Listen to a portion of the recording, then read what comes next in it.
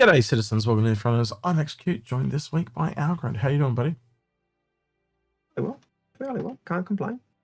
So we're entering into the lull period here in Star Citizens. So one of the things me and Algared like to do is go back into things of episodes that we want to do, and this is one I wanted to do for a while, and it's like a fresher on kind of two things. It's kind of like how many ships do you need for Star Citizen, and a little bit of that will lead into buyer's remorse as well, that we've talked about long time ago. It's probably been almost 10 years since we did an episode on buyer's remorse, but something that I think we need a refresher on.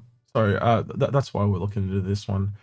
So yeah, I don't know, where would you like to start, Agrid? I think it's probably the classic and my phone makes a buzzing noise. The classic how many ships do you need for Star Citizen? Yeah, and look, and I've got a myriad of ships, and it's I've probably got too many. I'll admit I've got way more ships than I will ever need. I don't have. But this is not a. I don't have a quarter of what you've got. And I think I've got too many. But this is not a buy more ships. Yeah, it's probably not. It's probably not even a buy an Endeavor and a Crucible. Yeah. Episode. I think it's it's pretty simple. I think it's the tried and true where you would start is you just need a starter package, and that's all you really do need. Anything else beyond that is really on you. I will say the game does have some little things you could add in there, like it does restrict what you can do if you only have the one ship. But if you are savvy enough, so to speak, and you go out and meet people, let's be honest, there are plenty of people to meet, orgs and stuff like that, you can play through other people that have a lot of ships. So again, someone like me or Algared, of which there are many that have lots of ships, really do like to play on those ships with other people. So my acknowledgement is there is a restriction, but you don't need to go any further than that one ship. No, but it can be difficult if you're not good at socially. What do you call that? Socially acting with other people or making friends. If you struggle socially, then it does make it more difficult.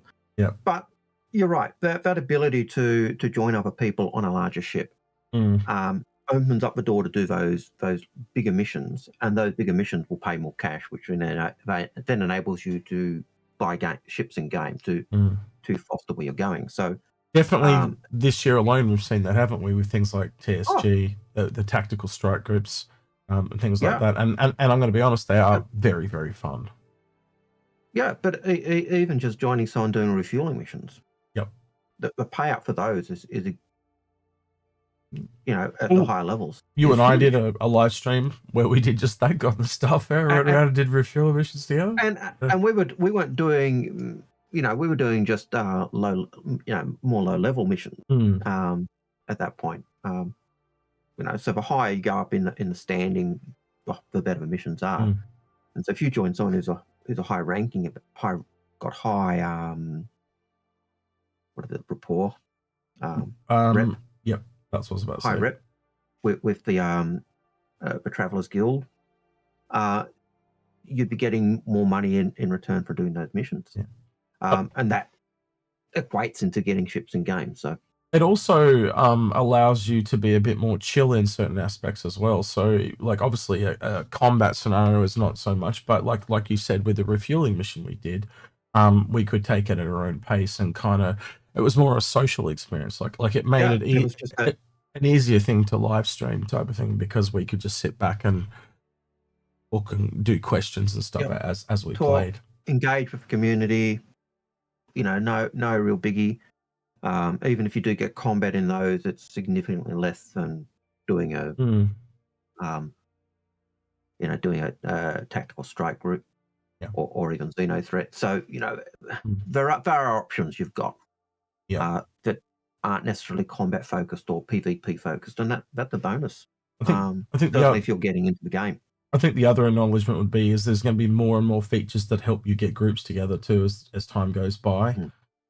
So basically the more and more new players that come in the game as we kind of move along the timeline, it's going to become easier and easier for those people to, you know, basically play Orgless once a kind of friend finder or a group finder, as it was called, not a friend finder, a group finder comes along. And we're getting more and more events coming along. Like almost every patch, we're getting a new type of event. Like I think this is like the third version of Xenothreat that you and I have seen over the recent years. Yeah, about third or fourth. Siege of Horizon around the corner again, a new version of that with instancing. So, you know, there are a real focus at the moment, these kind of group play activities. So it's only going to increase from there, isn't it? Yeah, and it to me, it's very much like an MMO. Like, I don't know if that sounds daft because it's an MMO, but it's like every MMO I've ever played in terms of, even if I'm not in an org, if I would rock up and I was regular and turning up and there was a raid going, after a while, people would say, oh, yeah, you get in, oh, yeah. And after, you know, I found myself, even though my org wasn't around, being in raids and being in the top tier group, just because I'd been there enough, and the people who were running the raid knew me. So you got shifted up. And it'll be the same in Star Citizen, I think. As you get known by the player base,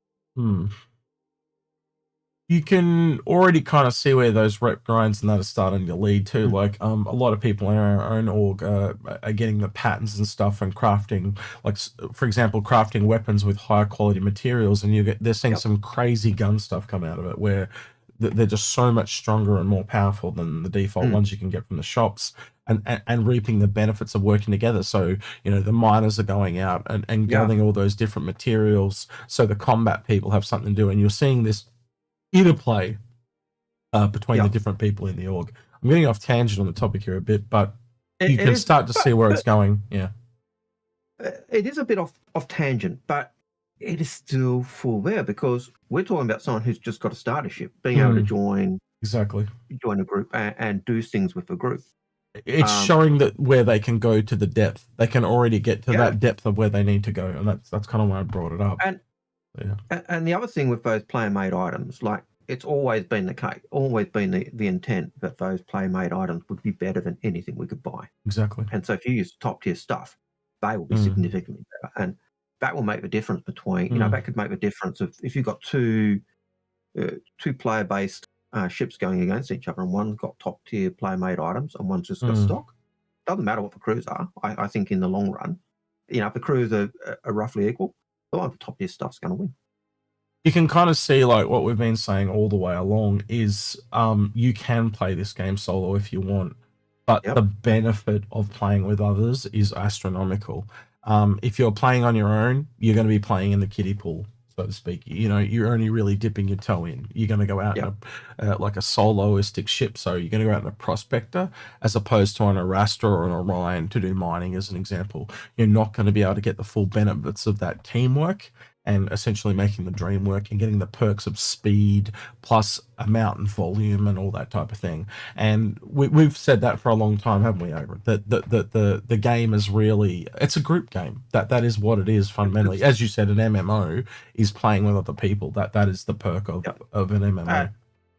You know, and it's always been Chris's idea to have a space game where you could play with your friends. Yeah. So even at that very basic level, Chris always had the idea of this is a MMO, it's a group game. And I know he's looked at, you know, games like Guild Wars 2 and Guild Wars and the way they do grouping and parties, and he's looked at other MMOs and taken ideas and looked at how they're doing things. Yeah. Because he's trying to get an MMO that appeals to everyone. Yeah. You know, so yeah. I know it's what drew me into the game. You know, the original idea of being on a connie with, you know, 3 other friends and just taking on the universe. And it's still, you know, all the way along I've seen snippets of it, you know. I think the last one I kind of really saw would have been on the Perseus, you know, when you're working together with people. But I think that one of the first times I've heard people talk about a lot was when the Polaris came out. Like, just seeing the different types of turrets. Like, it was all combat, right? And engineering's not in yet either. But like just seeing different people on different levels of turrets making call outs between, okay, I'm on this really big turret, it's really good for taking like the bigger ships, can you take out that fighter for me, because my turret's not very good at taking that out because it fires too slowly. and he's going to Yeah, take me out. Yeah. yeah, and so Um, and then you got some guy sitting in the captain's chair, and he's just directing everything like an orchestra. You can really quickly see when you start to see the other pieces of gameplay, it's going to be like an ensemble, and I'm really looking forward to every piece of gameplay that comes in. You know, you take that, what I just described on the Polaris, and you put that into repair or science or take your pick. It's going to be really interesting to see how everyone kind of essentially dancing to the same song at the same time. I don't know how else to word that. That sounds a bit weird way to say it, but that is what I'm trying to say. Like working together. You know, I went with an org. Probably got almost it would be easily over 6 months ago now, and we had 30 people on an Idris. And I've talked about this before, but 30 people on one ship is a bit of a feat, right? You know, this org has 500 plus people, but they don't have enough people online at that actual time, at that actual event. They'd only ever got 25 people before, but to have 30 on one ship, all the turrets manned, fighters that went out of the bay and all that type of stuff. And we went up against multiple other Idrises, or Idrisi, I don't know how to even say plural, Polarises, and other stuff like that. And we took them all out. And at one point we had 2 Polaris and 2 Idrises, and we destroyed them, just utterly annihilated them, because we were all in dubstep. You know, captain making call, you know, flight deck operating their own little section of Discord and stuff like that. It was amazing to see just the harmony. The other thing that with that I think is exciting is the fact that now you've got Idris able to repair, refuel, and rearm fighters, and so that experience of that little flight deck situation is even greater now, because you can actually, you know, send your fighters out. They can fire their torpedoes or missiles or get shot up a little bit and then come back and get repaired and go out again. And so exactly, it really does add to that gameplay, and that's just a snippet of, I think, you know, engineering, isn't it? And repair. You know, so yeah. So I guess the next step of this with the actual topic is, you know, it kind of becomes on you if you decide to go into the game more. And I guess the cautionary tale that we kind of have to tell is this is still a game in development. Something disastrous could go wrong. I don't know what. You know, a massive storm hits Manchester and they lose their studio. Chris Roberts falls out of the sky on an airplane. I got no idea. Take your pick, right? Yeah. But essentially, something disastrous could happen, and you've got to have it in the back of your mind. What is the likelihood of development stopping tomorrow? And, you know, how would you feel if they essentially came out and basically said, we've got no money, game's over. What happens with your items? And even then, say it all goes wonderfully, 10, 20 years from now, whatever, what happens when they turn off the servers? You know, these are digital items. Some games there are some MMOs that have gone by the wayside. Yeah. And don't play anymore. So you put in $1,000, that $1,000 literally just becomes zero. So you got to be aware of that as well. I think realistically, once you spend on any game, once you spend your money, it's gone. It's not. You know, you've got digital items or digital access. Yeah, it's a bit like the cost of doing business, so to speak. Like you've got to look at it as it's not something you're going to have forever. It's how much did it cost me to play over those 10 years. And if you look at other games, I don't think it's any different. So if you kind of look at it from mine and Algared's perspective, we've been following this game for over 10 years. So have we got 10 years worth of fun out of it already?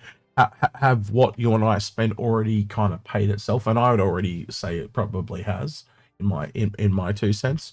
Even if we got no game, it was all the friends I kind of made along the way for me. Friends, the community. Yeah. And and this is where, like, as we look at that whole problem of what if a game goes bust, or what if a game doesn't work, or what if a game just doesn't function, and that's all possible, and it's significantly less a problem than it was in 2014 or 2012 when everything was. It's got more and more secure over time, so to speak. As time goes on, it gets more and more secure, and it's safe, and it's a safer bet, but it still could go belly up. You know, I was having a dabble into Hellion single player a while back, well, in the last week.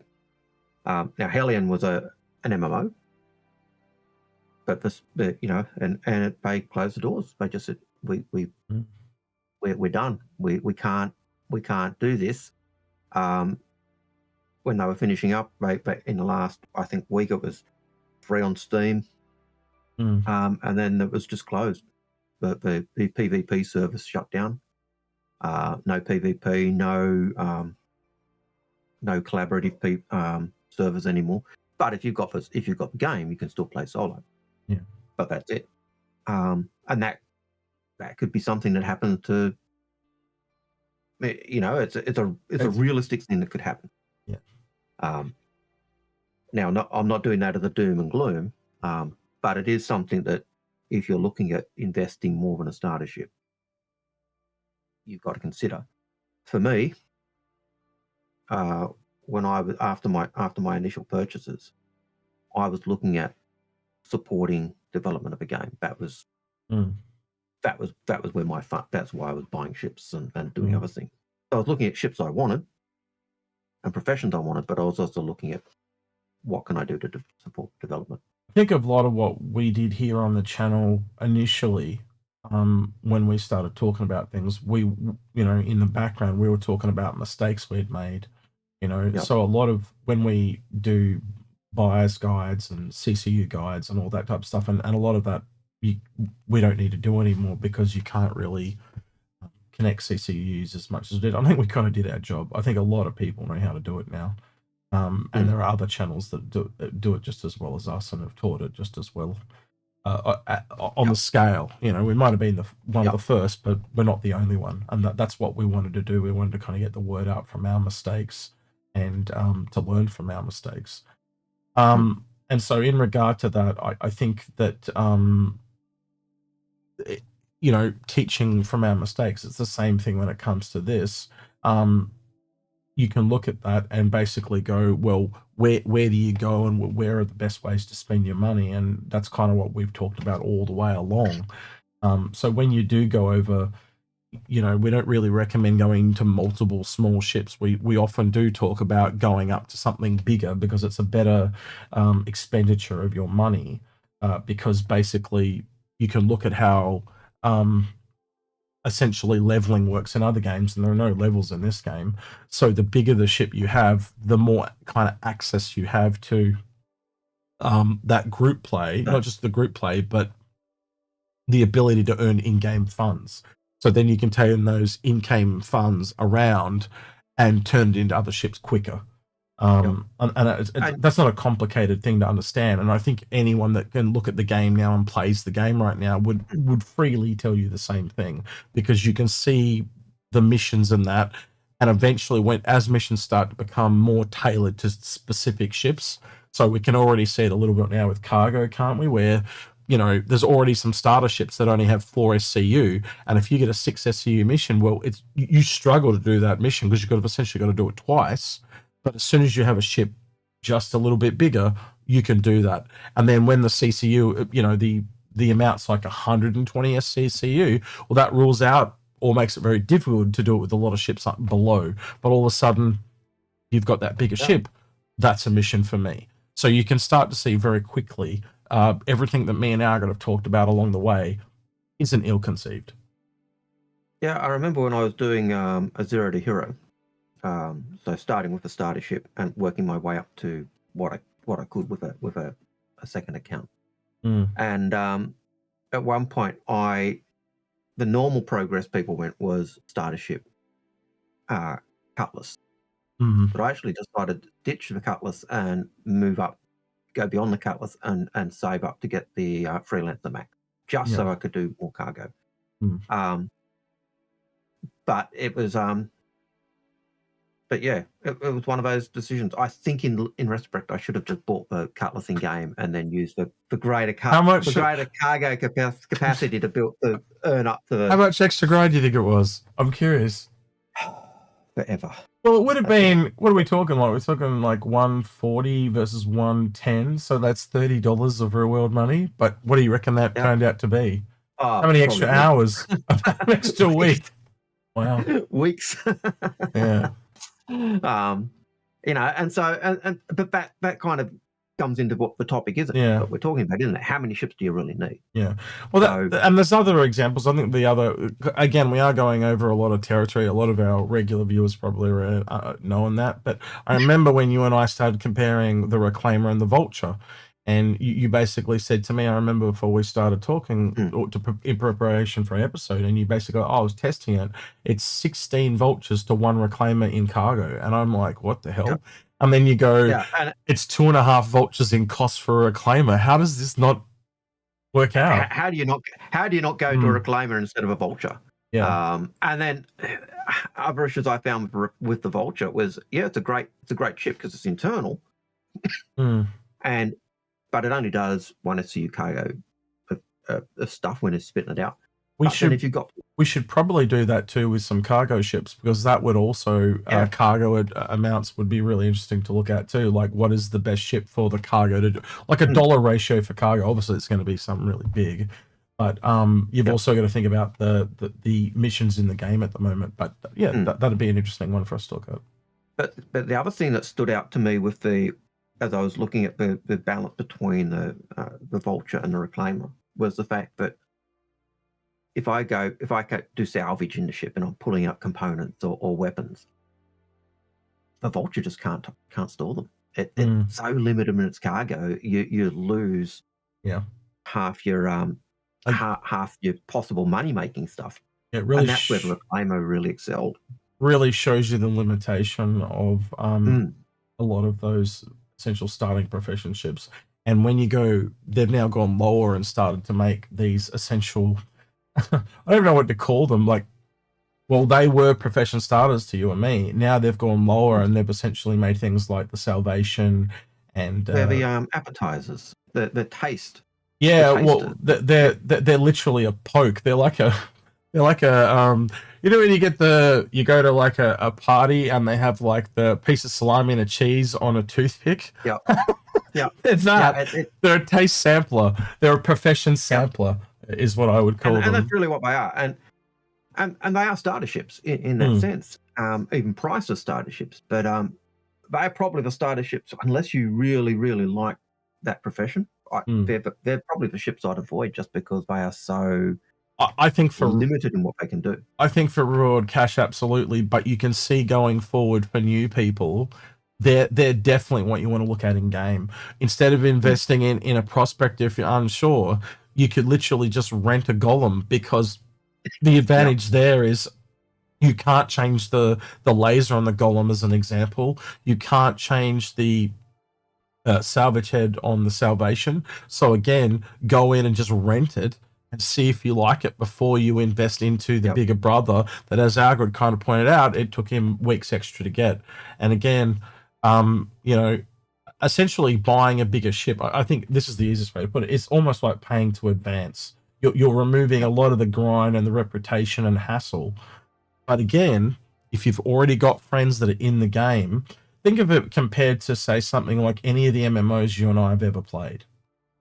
One of the most annoying things is you're bringing in your mate Jeff, and Jeff comes in and he's got to, let's say WoW or anyone, he's got to play the game for like 2 weeks to get up to max level. Then he's actually got to go through and grind and get, you've got to start feeding him in gear and get him in. But in Star Citizen, you can literally get in and you can just put him on your ship, and he's just got to learn the gameplay. And he learns the gameplay with you as you're doing stuff. And he might not be the best at scraping a hole, but hey, he'll get there. So overall, it's a lot more accessible game than any other MMO. And I think if they get it done, it is going to make it really popular just from the accessibility standpoint. Most people don't want to get into MMOs because they don't want to have to sit there and play it on their own for that amount of And time. try and catch up. I know the worst time for me was when I got into WoW. Was literally, I hated the single player part. I hated the questing and the grinding. I just wanted to be at the end game playing with my friends. That's all I wanted to do. Similar situation for me in EverQuest. I joined EverQuest late, and I can remember guys in our party would take me to a place which was higher than my level, and they'd sit there, and it was boring as gat guano for them.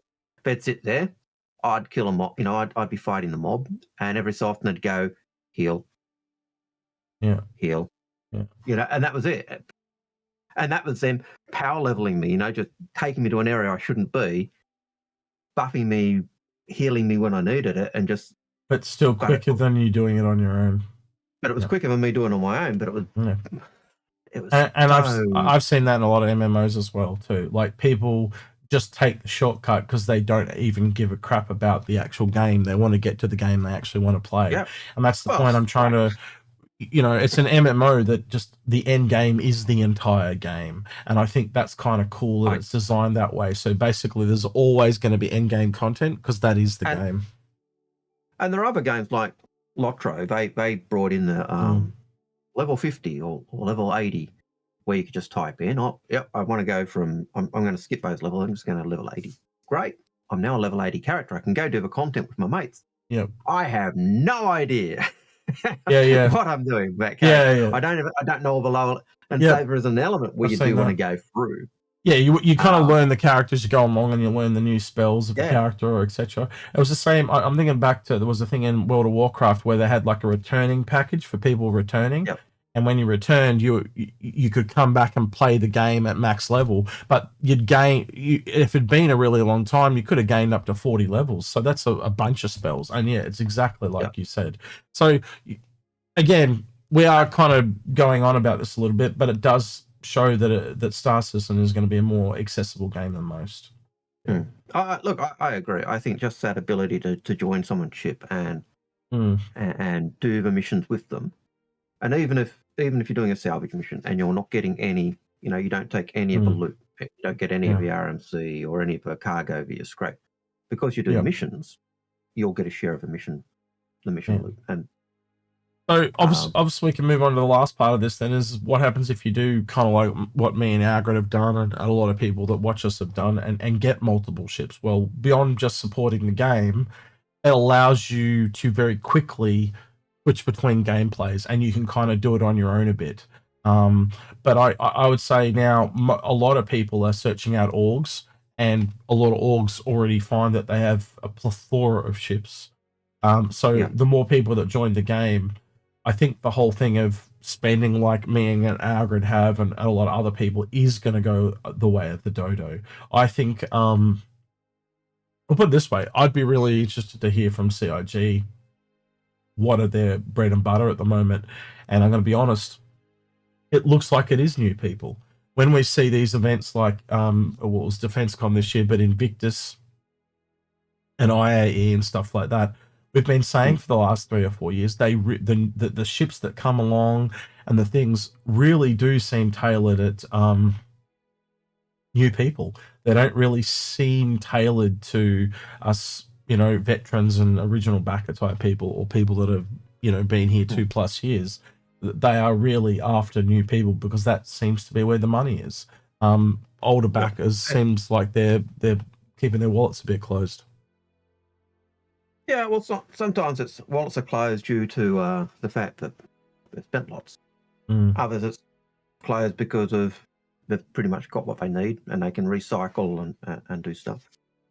I would say it's also a little bit to do with the condition of the world right now, Algared. Yep, that too.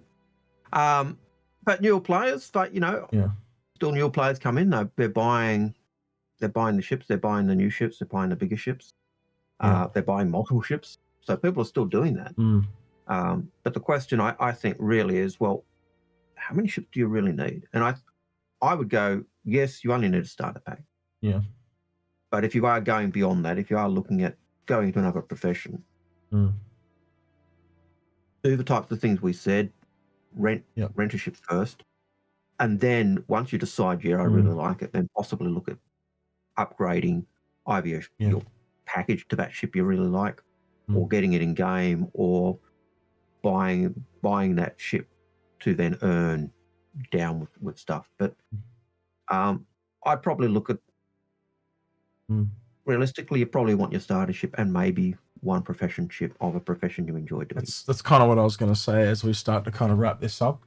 For me, it is just get a starter ship and work from there. Try and get in, find an org, find some cool people to play with, and better yet, if you've had a friend that's been in trying to invite you along for a while, get them to take in and show you the ropes. And basically go from there. And if you want to go further, that's totally fine. You do what you want to do. We're not here to tell you to not do what you want to do. We're here to kind of recommend and guide. That's kind of why we do these things. But you got to remember, I'm not just talking to you. I'm talking to however many other people that watch this video or whatever. So giving generalized advice, you've got to play it safe, don't you? So, indeed. But again, if you have friends, they're out there, they'll customize it to your experience and give you advice as well. And again, and they'll help you. And that's the advantage of friends. They will enable you to see that different gameplay. Get multiple opinions. Like if you get a second doctor opinion. My arm hurts, doctor. Well, we need to cut it off. No, I think I'm gonna get another opinion. That type of thing. But just for ships. So ask your friends, ask around, look at different content creators and ask around. I'm sure you'll get an answer. There are people that have disagreed with me and Algared all the way along. And that's fine. We've only ever been here to recommend. And we've been right on a lot of this stuff all the way along. There's very little we've ever had to change. I feel like quite a broken record. To be honest with you, I got after 10 years. I remember when we were at StitCon, and they were going through where the game's going and what's the 1.0 game's coming. The 1.0 presentation. And it was like one or two things that. It was two. There was the ability to build ships in the dock, like the Bengal and stuff like that. And the other one was how combat ships were going to work in regards to blueprints. So they were a little harder to find combat ones and military ones over normal ships. You basically had to go through the rep grind to get them. Anyway. And for me, the only other thing was Castra as one of the 5. One of the 5. Starting planets, We're going to talk about that. We're going to talk about that ringtone after the show, right? Right. Yeah. I'm in trouble because I answered and hung up. Oh, you're in big trouble. Anyway, well, I think that's pretty much everything I kind of wanted to say. It kind of does cover a big gamut for kind of newer people and stuff like that. But if you're in the game and you've already got plenty of ships, I think a lot of people now also do upgrade a ship rather than buy a whole new one. I feel like you and I have really done our job. I feel like we're kind of the upgrading stuff. It's really wind down. I haven't done a CCU guide in basically a year and a half at this point because the CCUs they've just killed them. There's other things that we get asked to do too, like fix my fleets and stuff like that. But that's just all winding down because we just don't find people that have something interesting to add. It's almost like repeating. We could do other episodes, right? But we always try to find similar to previous ones. We always tried to find something that we could teach in that episode, something that was new that we hadn't talked about before. But I don't know. Let us know in the comments if you've made it this far and you're a fan of Fix My Fleet. Maybe we will just start, because there's an entire essential forum on our Discord of people that are still asking for help with their fleets. So I do suppose one of the advantages, one of the things people do like about Fix My Fleet is the fact that you saw other people's fleets. You saw what people were doing, why they had the ships they had, and so maybe that's and why we made the recommendations we made. But how they also, you kind of needed to see all the parts of it, didn't you? Because you'd look at the generalistic advice, but then you'd see us tailor it to someone else, and why we would make recommendations what they would make. And also, some people, even after the entire talk through the episode, would just do something completely different to what me and Algared recommended, or sometimes they'll do exactly what we recommended. So, and sometimes I just said, "Hey, I'm just after a sounding board. I just want something to bounce my ideas off, and see what other people do." And my advice to a lot of people would be, you don't need us. Go to your mates. Yeah. Go to your... Yeah, exactly. Well, other times it was a complete intervention as well. So, like, it kind of spanned the gamut, that's for sure. All right, indeed. Then I think we'll wrap it up there. But is there anything you want to kind of hear from people in the comments below, Algared, I guess? Oh, how many ships do you think you really need? Yeah, so maybe leave some comments there, some cautionary tales, or leave some stuff there for the new people to read, and basically, what do you recommend they do is what I'd ask. So yeah. All right, with that then, don't forget to like, subscribe, ring that notification bell, and thank you to everyone with the extra mile on Patreon at the end of the video. Absolutely, always appreciated. He's been Old Man Hurston himself, Algared. He's been Execute, and we're out of here. Take care. See you, citizens.